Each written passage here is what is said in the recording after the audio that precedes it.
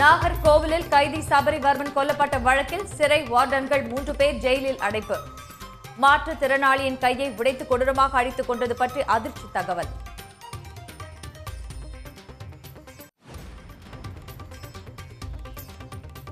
சபரிவர்மன் உடலை வாங்க மறுத்து 3வது நாளாக உறவினர்கள் போராட்டம். பிரேத பரிசோதனை அறிக்கையில் முரண்பட்ட தகவல் இருப்பதாக குற்றச்சாட்டு.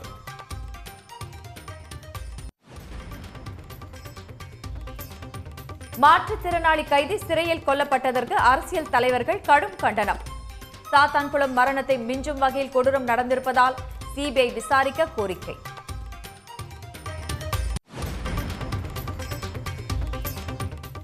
பழனி கோயிலின் 100 கோடி ரூபாய் மதிப்புள்ள நிலத்தின் பத்திரப்பதிவு செல்லாது என உயர்நீதிமன்றம் அதிரடி. சார் பதிவாளரை சஸ்பெண்ட் செய்த அரசின் நடவடிக்கை போதாது என்றும் கண்டிப்பு.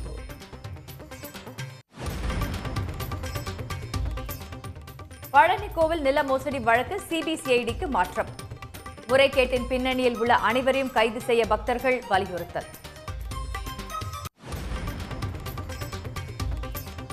தமிழ்நாட்டில் 10 இடங்களில் வாட்டி வதைத்த வெயில். அதிகபட்சமாக வேலூரில் 107 டிகிரி ஃபாரன்ஹீட் வெப்பம் பதிவு.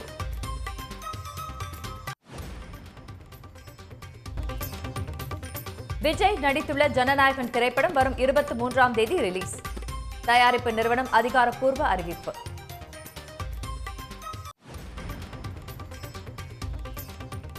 முதலமைச்சர் விஜயுடன் மார்க்சிஸ்ட் மாநில செயலாளர் சண்முகம் சந்திப்பு. குதிரை பேரம் முற்றிலும் தடுக்கப்பட வேண்டும் என வலியுறுத்தல்.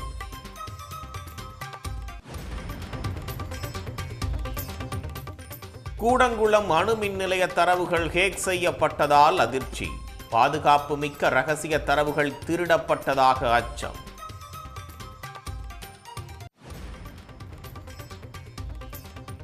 ஈரோடு சந்தையில் மஞ்சள் விலை ஒரே நாளில் குவிண்டாலுக்கு 700 ரூபாய் உயர்வு. உள்நாட்டு தேவையால் விலை அதிகரிப்பு.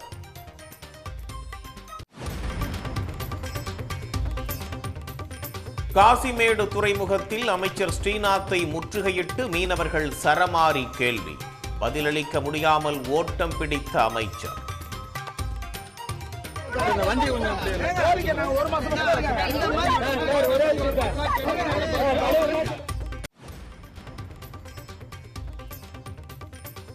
ஒன்றிய அமைச்சர் தர்மேந்திர பிரதான் பதவி விலக வலியுறுத்தி டெல்லியில் காக்ரோச் கட்சி 25வது நாளாக போராட்டம். 18வது நாளாக உண்ணாவிரத போராட்டத்தில் ஈடுபட்டுள்ள கல்வியாளர் சோனம் வாங்சுக் உடல்நிலை கடுமையாக பாதிப்பு. ஹார்மூஸ் நீரிணையில் கப்பல்களுக்கு 20% கட்டணம் வசூலிக்கும் முடிவை திரும்ப பெற்றார் ட்ரம்ப். வளைகுடா நாடுகளுடன் வர்த்தக ஒப்பந்தங்களை மேற்கொள்ள உள்ளதாகவும் அறிவிப்பு.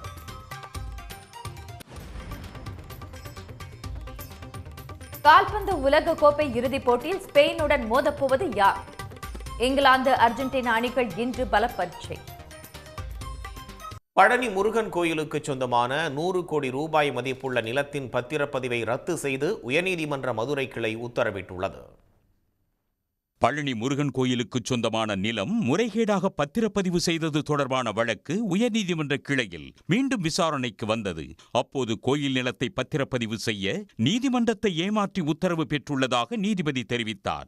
ஒரு பத்திரப்பதிவு அதிகாரி இவ்வாறு எப்படி முறைகேடான பதிவுகளை மேற்கொள்ள முடியும் என நீதிபதி கேள்வி எழுப்பிய போது அவர் மீது நடவடிக்கை எடுக்கப்பட்டுள்ளது என அரசு தரப்பில் தெரிவிக்கப்பட்டது. ஆனால் தற்காலிக பணி நீக்கம் போதுமானதாக இல்லை என தெரிவித்த நீதிபதி 100 கோடி ரூபாய் மதிப்புள்ள நிலத்தின் பத்திரப்பதிவை ரத்து செய்து உத்தரவிட்டார். இதனிடையே பழனி கோயில் கட்டுப்பாட்டில் இருந்த இடத்தை மோசடியாக பத்திரப்பதிவு செய்த அதிகாரி மீது கடுமையான நடவடிக்கை எடுக்க வேண்டும் என பக்தர்கள் வலியுறுத்தி உள்ளனர். உயர் அதிகாரிகள் முதல் அனைவருமே பணத்தை பெற்றுக்கொண்டு இந்த முறைகேட்டுக்கு துணை போய் உள்ளதாகவும் பக்தர்கள் குற்றம் சாட்டியுள்ளனர். இப்போ இந்த நடவடிக்கைகளில் இங்கே இருக்கக்கூடிய பத்திரப்பதிவாளர் ஜஸ்டின் அப்படிங்கிறவர் மேலே வழக்கு பதிவு செஞ்சுருக்காங்க.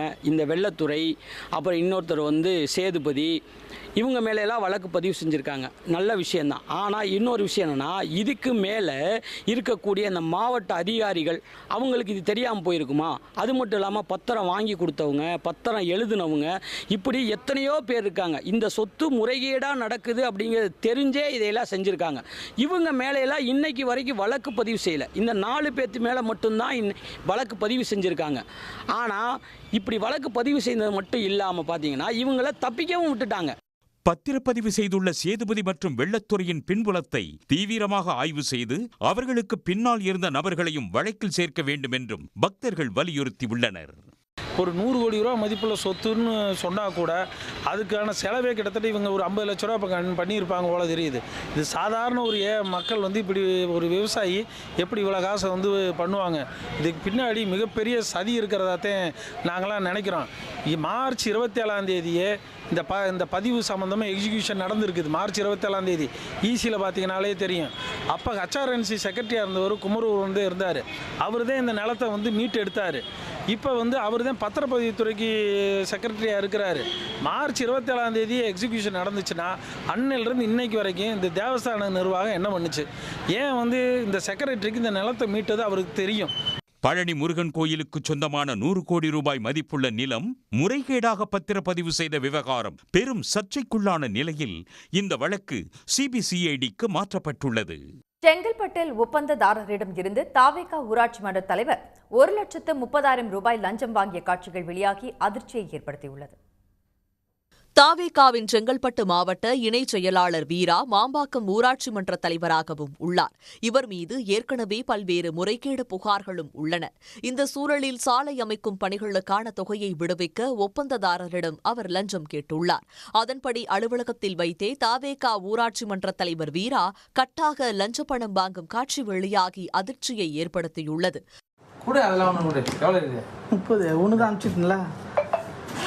இது என்ன அக்கால சொல்ல கொடுத்தா சதகு வச்சுருவோம். நீ போட்டு விட்டு போட சொல்லிட்டேன். நான் உண்மையிலே போட்டேன்டா. மாம்பாக்கம் ஊராட்சியில் 9,80,000 ரூபாய் செலவில் சிமெண்ட் சாலை பணியை ஒப்பந்ததாரர் முடித்துள்ளார். இதற்கான தொகையை விடுவிக்க ஒப்பந்ததாரரிடம் கராராக தாவேகா ஊராட்சி மன்ற தலைவர் வீரா பணம் கேட்டதாக கூறப்படுகிறது. அதன்படி ஒப்பந்ததாரரிடமிருந்து 1,30,000 ரூபாய் பணத்தை லஞ்சமாக பெற்றுள்ளார். 1,00,000 ரூபாயை ஆன்லைன் மூலமாகவும் 30,000 ரூபாயை ரொக்கமாகவும் தாவேகா ஊராட்சி மன்ற தலைவர் பெற்றது அந்த வீடியோ மூலம் அம்பலமாகியுள்ளது.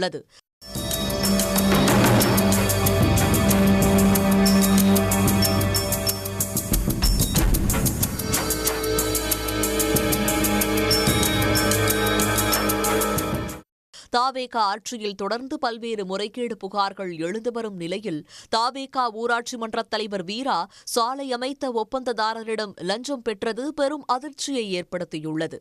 தாவேகாவின் ஊராட்சி மன்ற தலைவர் ஒருவரே மக்கள் பணி செய்த ஒப்பந்ததாரரிடம் லஞ்சம் பெற்றது அம்பலமான நிலையில் அவர் கட்சியின் அடிப்படை உறுப்பினர் உள்ளிட்ட அனைத்து பொறுப்புகளிலும் இருந்து நீக்கப்பட்டுள்ளார். காசிமேடு மீன்பிடி துறைமுகத்தில் மீனவர்கள் முற்றுகையிட்டு சரமாரியாக கேள்வி எழுப்பியதால் பதிலளிக்க முடியாமல் மீன்வளத்துறை அமைச்சர் ஸ்ரீநாத் அங்கிருந்து ஓட்டம் பிடித்தார்.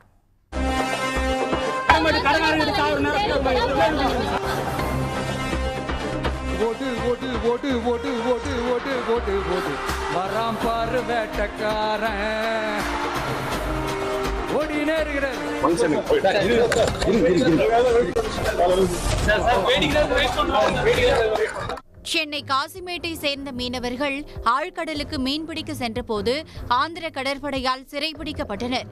1 மாத காலமாகியும் மீனவர்கள் மீட்கப்படாததால் காசிமேடு மீனவர்கள் கடும் அதிருப்தியில் உள்ளனர். இந்நிலையில் காசிமேட்டில் மீனவர்களுக்கான மருத்துவ முகாமை திறந்து வைக்க சென்ற மீன்வளத்துறை அமைச்சர் ஸ்ரீநாத்தை மீனவர்கள் முற்றுகையிட்டனர்.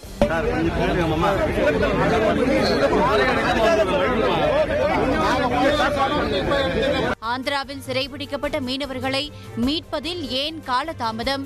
மீனவர்களின் குடும்பங்களுக்கு ஏன் நிவாரணம் வழங்கவில்லை என அமைச்சர் ஸ்ரீநாத்தை சூழ்ந்து கொண்டு அடுக்கடுக்காக கேள்விகளை எழுப்பினர். மீனவர்களின் கேள்விகளுக்கு பதிலளிக்க முடியாமல் திணறிய அமைச்சர் ஸ்ரீநாத் அங்கிருந்து விலகிச் சென்று ஓட்டம் பிடித்ததால் மீனவர்கள் அதிர்ச்சியடைந்தனர்.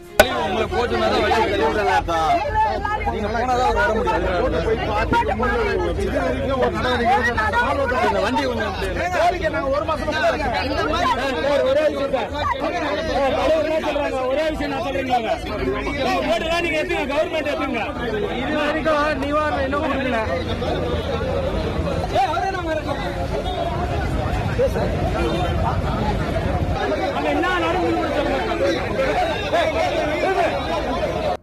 இதனிடையே காசிமேடு மீனவர்களை மீட்க துரித நடவடிக்கை எடுக்க கோரி உறவினர் ஒருவர் தீக்குளிக்க முயன்றதால் பரபரப்பு ஏற்பட்டது.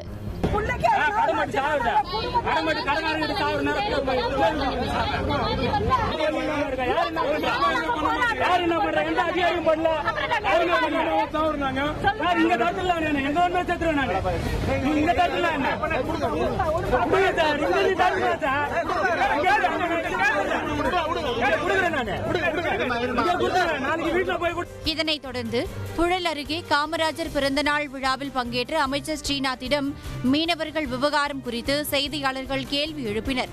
ஆனால் அங்கேயும் செய்தியாளர்களுக்கு பதிலளிக்க மறுத்து அமைச்சர் ஸ்ரீநாத் விலகிச் சென்று உடனடியாக காரில் ஏறி புறப்பட்டார். இன்னொரு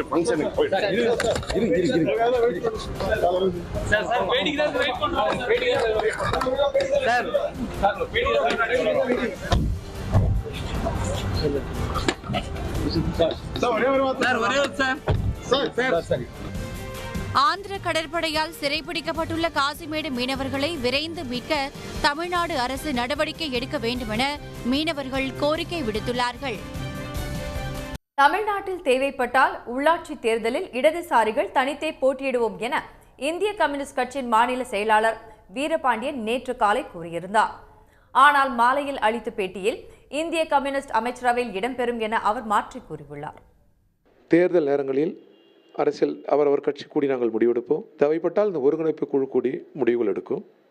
தேர்தல் நேரத்தில் எத்தகைய நிலை என்பதை நாங்கள் அந்த சூழலில் முடிவெடுப்போம். ஒருவேளை கம்யூனிஸ்டுகளை நிலவுகிற சூழல் நிர்பந்திக்குமேனால் கம்யூனிஸ்டுகள் உள்ளாட்சியில் தனித்தே கூட கலங்காண்போம். இதுவரை நாங்கள் அப்படி ஒரு பரீட்சையில் ஈடுபட்டதில்லை. சூழல் இடந்தருமையானால் நிர்பந்தித்தால் நாங்கள் தனித்தே கூட கலங்காண்போம். அதற்குரிய அரசியலும் அதற்குரிய அமைப்பு உங்களிடம் இருக்கிறது. சார், கூட்டணி கட்சியில் மினிஸ்டர் போஸ்ட் கேட்கலாம் நாங்களா அந்த சூழல் வரும். அந்த சூழல் வருகிற போது இந்த மண்ணிலே இருந்து கூட தோழர்கள் கம்யூனிஸ்ட் தோழர்கள் அமைச்சர்களாக வருவார். அந்த காலம் நெருங்குகிறது. உங்கள் எதிர்பார்ப்புக்கு வாழ்த்துக்கள். காங்கிரஸ் மீது நம்பிக்கை இல்லாததால் தான் அதிமுகவினரை முதலமைச்சர் விஜய் தாவேகாவில் இணைத்து வருவதாக அமமுக பொதுச் செயலாளர் டிடிவி தினகரன் விமர்சனம் செய்திருந்த நிலையில் தினகரனால் தான் அதிமுகவே தற்போது பரிதாப நிலையில் உள்ளதாக மாணிக்கம் தாக்கூர் கூறியிருக்கிறார்.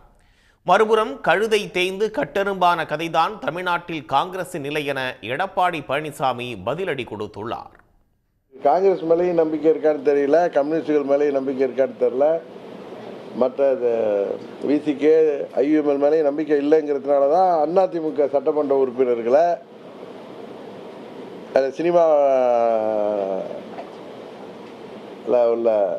சினிமாவிலலாம் அந்த ஆற்றல் இருக்குல்ல, அவருக்கு சினிமாவை வைத்து கிடைத்த அந்த ஆற்றல் மூலம் அவர்கள் இங்கே உள்கட்சி பிரச்சனையால் அவர்களையும் ரிசைன் பண்ண வச்சிருக்காரு. அண்ணன் டிடிவி அவர்களை பொறுத்த மட்டும் எல்லாத்தையும் ஒருங்கிணைக்கிற வேலையை பார்க்குறாரு.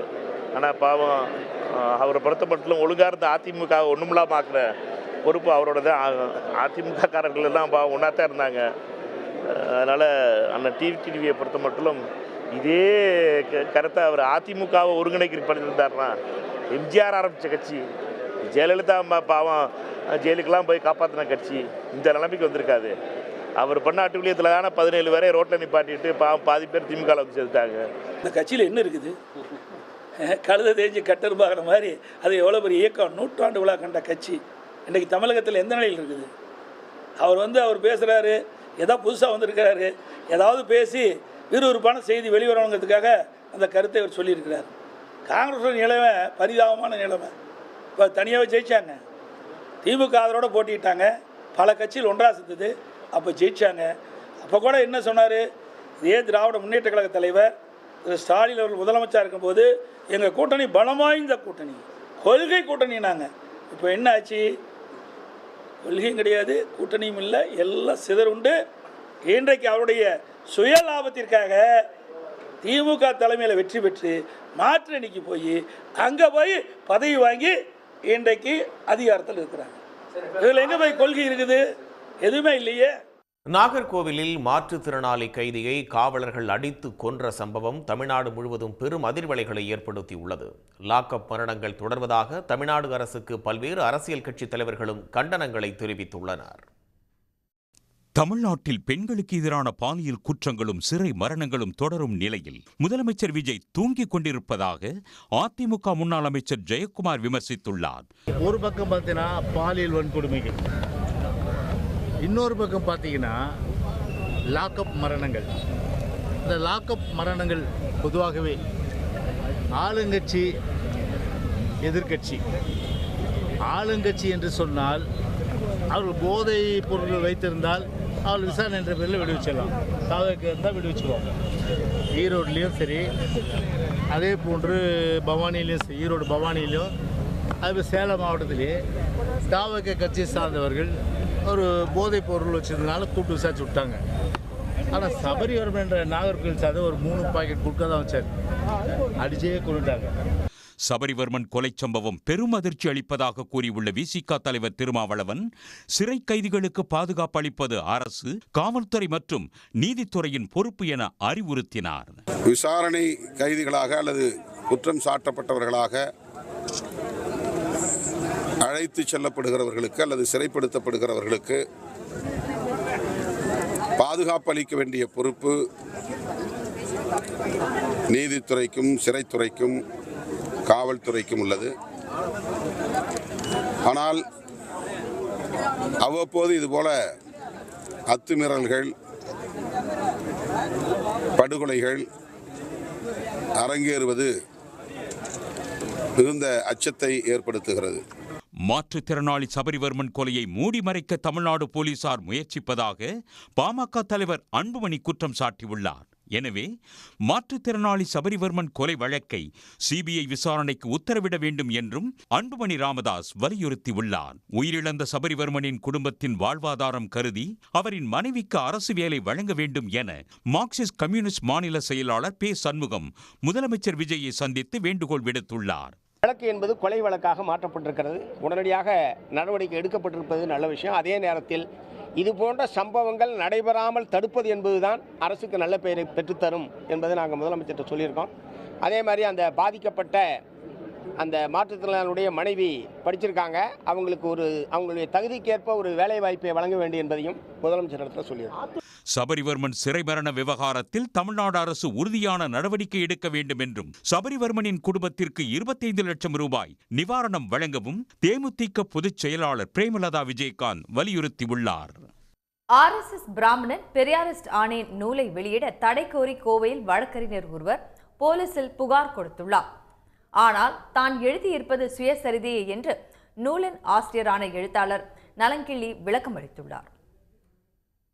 RSS அமைப்பின் பல்வேறு நடவடிக்கைகள் குறித்து ஆங்கிலத்திலும் தமிழிலும் பல நூல்கள் வெளியாகியுள்ளன. பிரபல அரசியல் அறிஞரும் வரலாற்று ஆசிரியருமான AG நுரானி எழுதிய RSS a manners to India என்ற ஆங்கில நூல் RSS இந்தியாவிற்கு அச்சுறுத்தல் என்ற தலைப்பில் மூத்த பத்திரிகையாளர் விஜயசங்கரால் மொழிபெயர்க்கப்பட்டு ஏற்கனவே வெளியாகியுள்ளது. அதேபோல சாதிய சனாதனத்தை பழக்கப்படுத்தும் RSS நடவடிக்கைகளை விளக்கி திராவிடர் கழக தலைவர் கி. வீரமணி எழுதிய RSS எனும் ட்ரோஜன் குதிரை என்ற நூலும் வரலாற்று தகவல்களுடன் வெளியாகி வரவேற்பை பெற்றது. இந்நிலையில் கோவையில் 17ஆம் தேதி தொடங்கவுள்ள புத்தக திருவிழாவில் எழுத்தாளர் நலங்கிள்ளி எழுதிய RSS பிராமணன் பெரியாரிஸ்ட் ஆனேன் என்ற சுயசரிதை நூல் வெளியிடப்படுகிறது. இந்த நூலை வெளியிடுவதற்கு தடை விதிக்க கோரி RSS அமைப்பை சேர்ந்த சண்முகம் என்ற வழக்கறிஞர் கோவை மாநகர காவல் ஆணையாளரிடம் புகார் மனு அளித்துள்ளார். அதில் நூலின் ஆசிரியர் நலங்கிள்ளி RSS அமைப்பில் உறுப்பினர் இல்லை என்பதால் புத்தகத்திற்கு தடை விதிக்க வேண்டும் என்று வலியுறுத்தியுள்ளார். ஆனால் அவரது கருத்தை RSS பிராமணன் பெரியாரிஸ்ட் ஆணையின் நூலாசிரியர் நலங்கிள்ளி திட்டவட்டமாக மறுத்துள்ளார். பிராமண குடும்பத்தில் பிறந்து தமிழ்நாடு பிராமணர் சங்கத்தில் உறுப்பினராகவும் இருந்த தாம் பாபர் மசூதி இடிப்பின் போது அதில் பங்கேற்க ஆசைப்பட்டதாகவும் கூறினார். தாம் RSS இயக்கத்தால் எப்படி ஈர்க்கப்பட்டேன் என்பதையும் பிறகு அதிலிருந்து ஏன் விலகினேன் என்பதை பற்றி தமது நூலில் விரிவாக எழுதியிருப்பதாகவும் அவர் தெரிவித்தார். புத்தக அட்டையை மட்டும் வச்சு பார்த்து அவங்க ஒரு உள்நோக்கம் கற்பிக்கிறாங்க. நான் திட்டமிட்டு RSSக்கு எதிராக அவதூறுகளை பரப்புவேன், திட்டமிட்டு நான் பொய்யான செய்திகளை கொடுப்பேன் அப்படின்னு சொல்லி ஒரு எல்லாமே கற்பனை. நான் எழுதியிருப்பது முழுக்க முழுக்க ஒரு உண்மை கதை. இது நான் எப்படி RSS இயக்கத்தில் தமிழ்நாடு பிராமண சங்கம் இப்படி தீவிரமாக செயல்பட்டேன், இடஒதுக்கீடுக்கு எதிராக இருந்தேன், சமூக நீதிக்கு எதிராக இருந்தேன், எப்படி நான் வந்து பார்ப்பனியத்துக்கு ஆதரவாக செயல்பட்டேன், இதெல்லாமே தெளிவாக எழுதி முடிச்சுட்டு அங்கே வந்து ஒருத்தர் தாம்பராசில் தமிழ்நாடு பிராமண சங்கத்திலே ஒருத்தர் வந்து கேட்டுக்கிறார், நீங்கள் பெரியார் எதிர்த்து ஒரு புத்தகம் எழுத முடியுமான்னு சொல்லி கேட்கும்போது அதுக்காக நான் பெரியாரை படிக்க ஆரம்பித்து நான் மாறின கதையை குறிப்பிடுறேன். கருத்தை கருத்தால் எதிர்கொள்ளாமல் தடை கோருவது ஜனநாயக உரிமையை நசுக்கும் செயல் என்றும் RSS இயக்கம் இவ்வாறு அடக்குமுறையை கையில் எடுப்பதற்கு பதில் தங்கள் கருத்தை புத்தகமாக வெளியிடலாம் என்றும் நலங்கிள்ளி தெரிவித்தார். RSS பிராமணன் பெரியாரிஸ்டானின் நூலை படிக்கும் ஒவ்வொரு வாசகரும் அந்த இயக்கத்தின் நிஜ முகத்தை தெரிந்து தெளிவு பெறுவார்கள் என்றும் எழுத்தாளர் நலங்கிள்ளி கூறியுள்ளார். உலகக்கோப்பை கால்பந்து போட்டியின் இறுதிப் போட்டிக்கு ஸ்பெயின் அணி முன்னேறியுள்ளது.